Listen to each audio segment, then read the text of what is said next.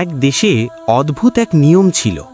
যারা বার্ধক্যে উপনীত হয়ে কাজ করতে অক্ষম হয়ে পড়ত, তাদের পাহাড়ে ফেলে আসতে হতো। ওই দেশের রাজা মনে করতেন, বয়স্কদের যত্ন নেওয়ার বোঝা কমালে সাধারণ মানুষের জীবন সহজ হয়ে যাবে। সেই দেশে এক পিতা পুত্র খুব ভালোবাসত একে অপরকে। সময় গড়িয়ে গেল, পিতা বুড়ো হলেন, তিনি আর আগের মতো কাজ করতে পারেন না। দেশের নিয়ম অনুযায়ী ছেলেকে বাধ্য হয়ে তাকে পাহাড়ে ফেলে আসতে হবে, কিন্তু বাবাকে ছেড়ে থাকতে পারার কথা ছেলে ভাবতেই পারছিল না। তবু শাস্তির ভরে সে বাবাকে কাঁধে নিয়ে পাহাড়ের দিকে রওনা দিল।